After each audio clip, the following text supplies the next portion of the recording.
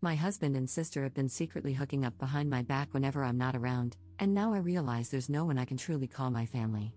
Posted by you/cheatersuck12. I can't move. If I move, it becomes real, and I have to accept what I saw and think about what's next. I came home from work early and saw my sister's car, thinking maybe she was dropping off some food from her job. But no, I walked in and saw my husband and sister naked in my kitchen, the kitchen I paid for. As soon as I registered what I saw, I got into my car and left. I kept driving, just driving until I found the hotel I'm at now. I don't want to believe it. I don't know what to do.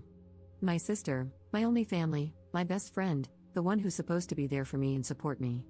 My husband, my person, my other half, the one who's supposed to love and respect me.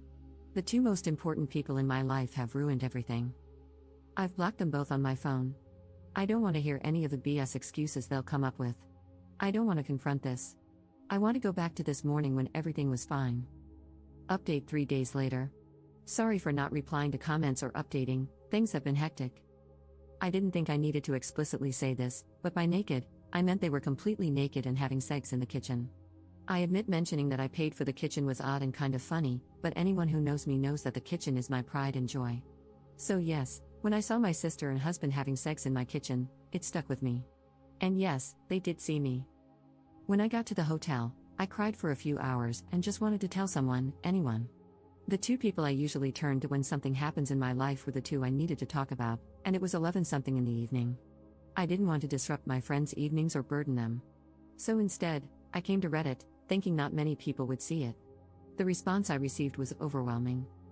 I want to thank everyone who sent me kind words and advice. Thank you so much for all the virtual hugs. I know I only commented once, it's because I had so much to think about and do. I truly appreciate all the love and support. There was so much amazing advice in the comments, though a lot of it was American-based. Regardless, I still appreciate it. One recurring piece of advice was to unblock them and keep the texts and calls as evidence, so I did that. After posting and having another good cry, I realized I needed to get my crap together. I didn't have my sister or any family to help, so I had to do it myself. I started researching my next steps. In the morning, my friend called, saying my sister had contacted her to see if I'd been in touch. I told her what happened, and she very kindly offered me her spare room and took her day off work to help me sort things out. I called in sick at my job, and with her help, I began making progress. I reached out to a friend who works at a bank, and she helped me start sorting out my finances.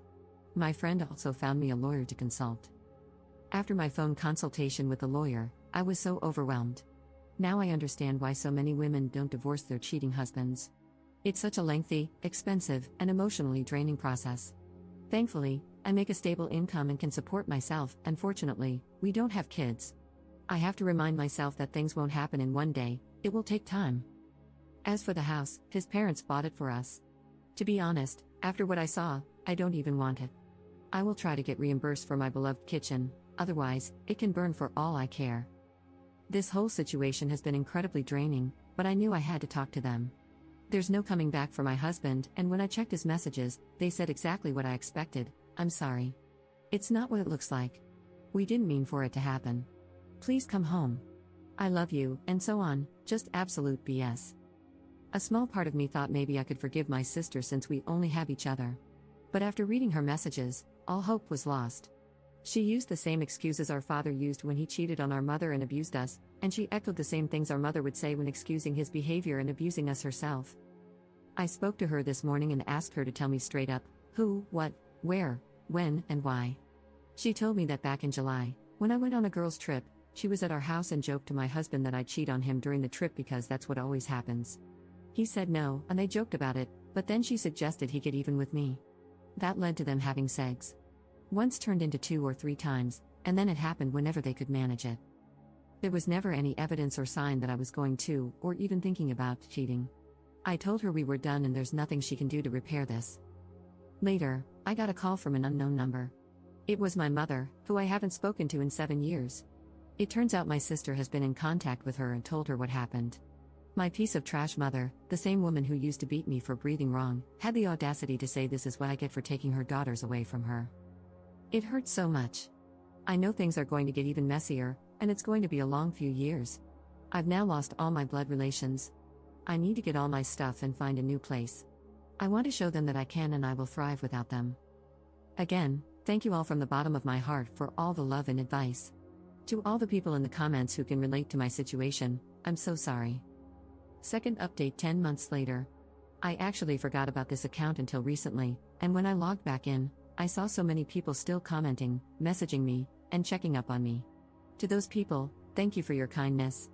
Since so many of you are still asking for an update, and because I've already shared such a big part of my life, I may as well give a small update. Back in October, my life was in chaos, but I was determined to soldier through it and show them that I can make it without them and succeed. I had to meet with my ex to talk about the house. He eventually gave up, and we decided to sell it. I was reimbursed for my beloved kitchen. At first, my sister would show up at my job and my friend's house, but once I told her I would get the police involved, she stopped. I haven't seen her since February. I did hear from my pathetic excuse of a mother again, but that was also shut down, and I have not heard from her since the end of last year. I'm from NZ, so my ex and I have to be living separately for 2 years before we can divorce. Although I want nothing to do with him, I'm not too fussed. 1 year is almost done. I started therapy, which has been healing. I wish I had gone earlier. I have moved into my apartment and was promoted at work. I've also gone on 2 girls' trips and had some extra fun this time, as I was a single woman. And I've just started seeing someone. He has been very kind. Thank you all again for your kindness. I hope this is the update you were waiting for. Third update 18 months later. Hello, it's been a while. I still get messages and notifications asking for an update, so this will be my last one. I am officially divorced. It took a while, but I got there, and my ex-husband had 2 years to accept it and not fight it.